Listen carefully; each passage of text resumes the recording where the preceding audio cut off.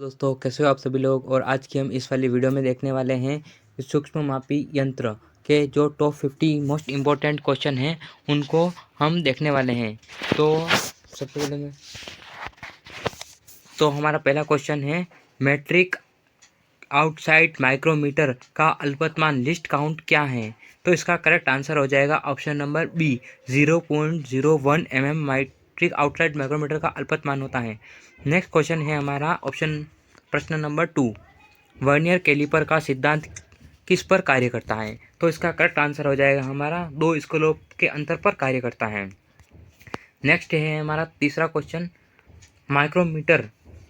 Micrometer में ratchet stop क्यों दिया जाता है। तो इसका करेक्ट आंसर हो जाएगा हमारा ऑप्शन नंबर सी, समान दबाव सुनिश्चित करने के लिए रेचेट स्टॉप दिया जाता है। नेक्स्ट है हमारा चौथा क्वेश्चन, वर्नियर बेवल प्रोटेक्टर की अल्पतमांक कितना होता है। तो इसका करेक्ट आंसर हो जाएगा ऑप्शन नंबर बी, 5 मिनट होता है। नेक्स्ट क्वेश्चन हमारा चलते हैं, पांचवा क्वेश्चन है हमारा, मैट्रिक वर्नियर कैलिपर का की सामान्यतः अल्पतमांक क्या होता है। मैट्रिक वर्नियर कैलिपर का, तो हमारा इसका करेक्ट आंसर हो जाएगा ऑप्शन नंबर सी, 0.02 mm अल्पतमांक होता है। नेक्स्ट क्वेश्चन है हमारा छठा, डायल टेस्ट इंडिकेटर DTI किस सिद्धांत पर कार्य करता है। तो इसका करेक्ट आंसर हो जाएगा हमारा ऑप्शन नंबर बी, रेक और पिनियन के सिद्धांत पर कार्य करता है। नेक्स्ट है हमारा सातवां क्वेश्चन, मैट्रिक माइक्रोमीटर का एनविल किस धातु का बना होता है। तो करेक्ट आंसर हो जाएगा हमारा option number A, tungsten carbide face का बना होता है। नेक्स्ट क्वेश्चन है हमारा आठवां, वर्नियर हाइट गेज का उपयोग मुख्य रूप से किसके लिए किया जाता है। तो इसका है मार्किंग और ऊंचाई मापने के लिए किया जाता है वर्नियर हाइट गेज का उपयोग।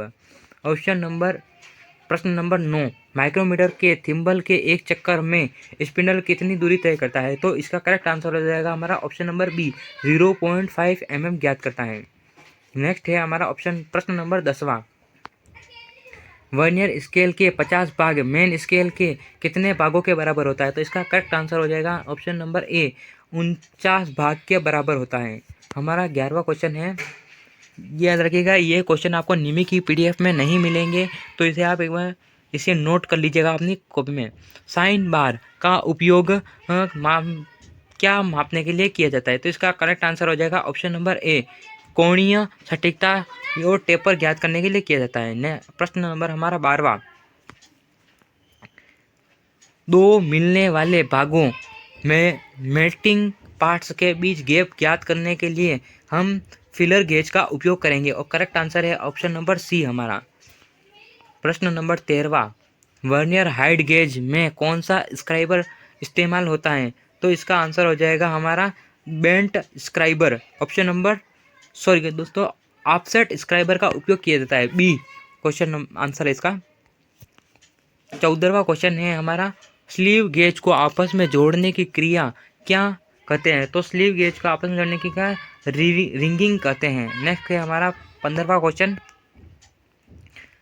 ब्रिटिश माइक्रोमीटर की अल्पतमांक क्या होता है। ब्रिटिश माइक्रोमीटर का अल्पतमांक क्या होता है। तो इसका करेक्ट आंसर हो जाएगा हमारा ऑप्शन नंबर बी, 0.01 इंच होता है। नेक्स्ट है 16वां हमारा, तार का व्यास या चादर की मोटाई मापने के लिए हम किसका उपयोग करते हैं। तो इसका आंसर हो जाएगा वायर गेज का उपयोग करते हैं।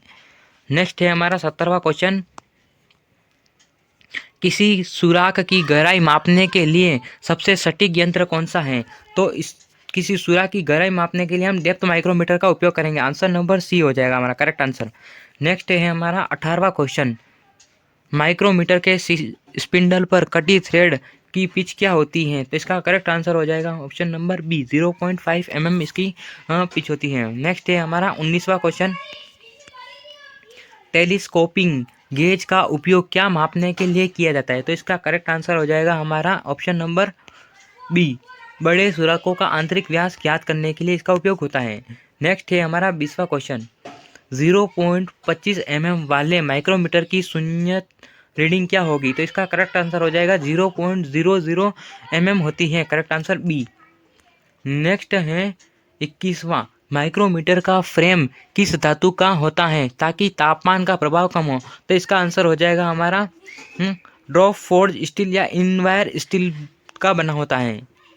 नेक्स्ट है हमारा 22वां क्वेश्चन, माइक्रोमीटर के थिम्बल के बेवल एज पर कुल कितने भाग होते हैं? तो इसका करेक्ट आंसर हो जाएगा हमारा ऑप्शन नंबर बी, 50 भाग होते हैं। नेक्स्ट क्वेश्चन है हमारा 23वां, यदि किसी माइक्रोमीटर में धनात्मक त्रुटि पॉजिटिव एरर है तो सही माप पर प्राप्त करने के लिए क्या करेंगे? तो इसका ऑप्शन नंबर ए है, कुल माप में त्रुटि जोड़ेंगे, कुल माप में त्रुटि को घटाएंगे। तो इसका करेक्ट आंसर हो जाएगा हमारा ऑप्शन नंबर बी हो जाएगा।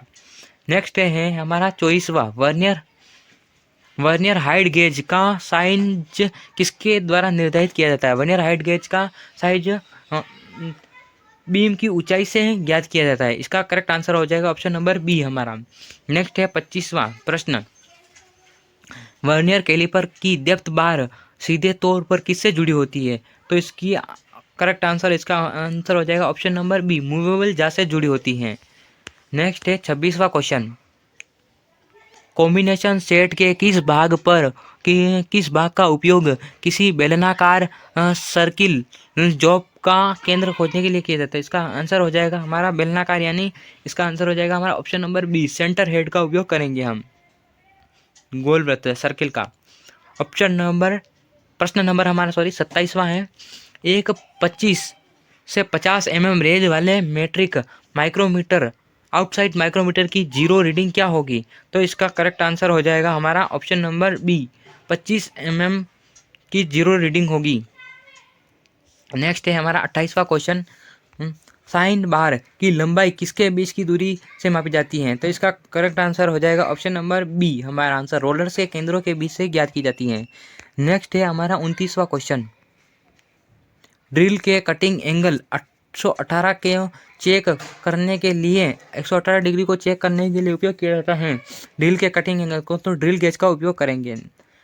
प्रश्न नंबर हमारा 30वां, माइक्रोमीटर की रीडिंग को एक स्थान स्थित लॉक करने के लिए किसका उपयोग करेंगे? तो हम उसका उपयोग करेंगे, करेक्ट आंसर इसका हो जाएगा option number B, lock nut या लीवर का उपयोग करेंगे। नेक्स्ट है हमारा 31वां क्वेश्चन, यदि माइक्रोमीटर की थिम्बल की जीरो डेटम लाइन के पीछे रह जाती है तो उसे कौन सी त्रुटि कहते हैं? डेटम लाइन के जीरो के डेटम लाइन के पीछे रह जाती है तो उसे कहते हैं ऋणात्मक त्रुटि, नेगेटिव एरर कहते हैं। इसका सॉरी दोस्तों, इसको कहेंगे हम पॉजिटिव एरर, इसमें उल्टा होता है, ठीक है। तो इसका करेक्ट आंसर आएगा ऑप्शन नंबर ए हमारा। नेक्स्ट है हमारा 32वां क्वेश्चन, माइक्रोमीटर की स्लीव पर जो मुख्य रेखा होती है उसे कहते हैं हम डेटम लाइन कहते हैं। आंसर नंबर, करेक्ट आंसर आ जाएगा हमारा बी। नेक्स्ट है हमारा 33वां क्वेश्चन, मैट्रिक माइक्रोमीटर में एक सब डिवीजन का मान कितना होता है? तो इसका करेक्ट आंसर हो जाएगा हमारा option number B, 0.5 mm। Next है 34वां प्रश्न, वर्नियर बेवल प्रोटेक्टर का कौन सा भाग माप लेते समय रेफरेंस सरफेस के ऊपर कार्य करता है? तो इसका करेक्ट आंसर हो जाएगा ऑप्शन नंबर बी, स्टॉक के ऊपर कार्य करता है।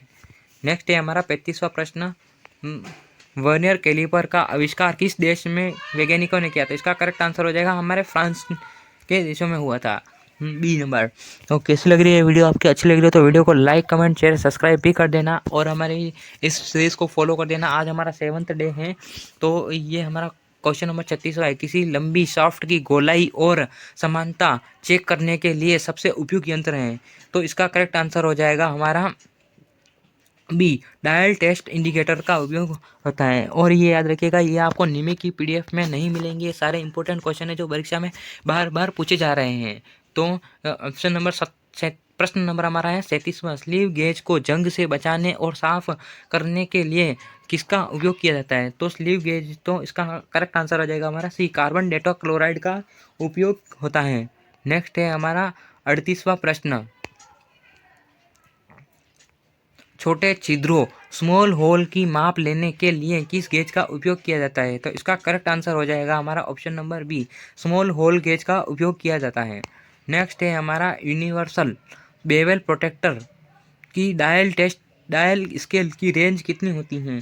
तो इसका करेक्ट आंसर हो जाएगा ऑप्शन नंबर सी, 0 से 100 सॉरी दोस्तों, इसका करेक्ट आंसर हो जाएगा 0 से 360 डिग्री के बीच होगा। नेक्स्ट है 40वां क्वेश्चन हमारा, वर्नियर कैलिपर के बीम पर जो स्केल अंकित होता है उसे क्या कहते हैं? तो इसका करेक्ट आंसर हो जाएगा हमारा ऑप्शन नंबर बी, जो मेन स्केल के बीम से लिया जाता है। नेक्स्ट है हमारा 41वां क्वेश्चन, 1 इंच में कितने मिलीमीटर होते हैं? एक इंच में कितने मिलीमीटर होते हैं? तो इसका करेक्ट आंसर हो जाएगा 25.4 होते हैं। नेक्स्ट है क्वेश्चन हमारा आंसर है 42वां, किसी जॉब के अंदरूनी या बाहरी कोने की गोलाई जांचने के लिए किसका उपयोग किया जाता है? तो इसका करेक्ट आंसर हो जाएगा हमारा ए, रेडियस गेज का उपयोग किया जाता है। नेक्स्ट है हमारा 43वां प्रश्न, एक साधारण स्टील रूल की अल्पत मान क्या होती है? तो इसका करेक्ट आंसर हो जाएगा हमारा ऑप्शन नंबर बी, 0.5 का अल्पतमान होता है वर्नियर स्केल का। सॉरी, मैं वो माइक्रोमीटर का थिम्बल किसके ऊपर घूमता है? तो ये स्लीव या बैरल के ऊपर घूमता है। करेक्ट आंसर हो जाएगा हमारा बी।